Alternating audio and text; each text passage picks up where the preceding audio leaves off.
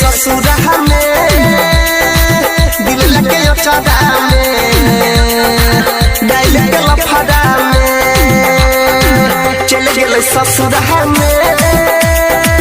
दिल लगे चादा में डाल के लफड़ा में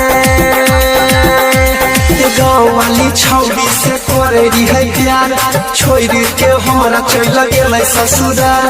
याद में ओकरा कानत रहिए हम छोड़िया के नहीं तनियो रे गम चल गेले ससुरा में दिल लगे चादा में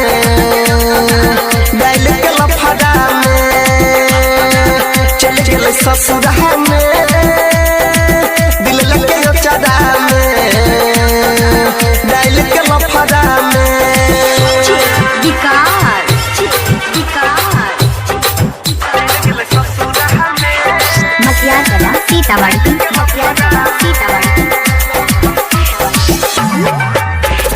बचपन से तो हमारा संग में हंस त खेल रहल रे हंस त खेल रहल रे अरे दिल से हमारा खेल गेल पहले कहियो नहीं खेल रे पहले कहियो नहीं खेल रे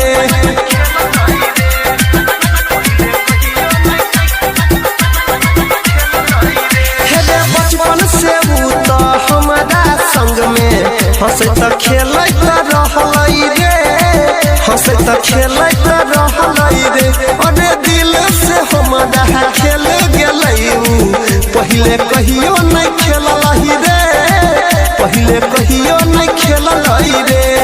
हमारा संग छौरी कल पे खेलवार कलिए भरोसा निकल गेल गदेदार याद में ओकरा के नहीं छियै हम छोड़िया के तनिको नहीं अइलै सदम झूठा के खेलकै वो क्रिया कसम देने गेले हमारा दिल में जखम चल गेल ससुरा में दिल लगे चादा में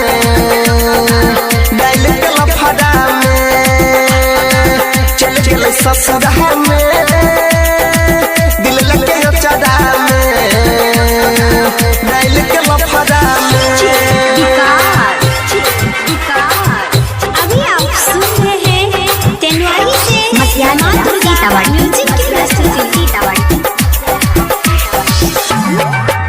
अरे छौरिया सबसे सुनै रे भैया नहीं लगे भाई हम दिल नहीं लगे भाई हम दिल जान से ज्यादा चाहलिए हम जे कदा गेले दसरा से मिल गेले दसरा से मिल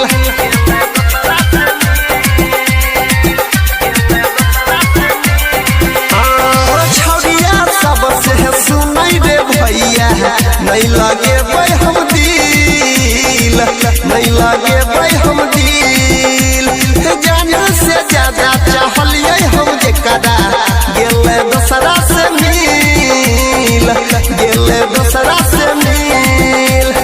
दुइये दिन खातिर ई त करै छै प्यार छौरी सबके सुन भाई रे छै कि रोजगार ओ नीलिया दम साथ चल कहि रे प्यार ओकरे खातिर भूल गेलै संसार राइटर अंकित बाबू दिल कोई बिगार पर दिन देवेंद्र संगे गेलै फरार चल गेल ससुरा में दिल लगे चादा में डाल के लफड़ा में चल गेल ससुरा में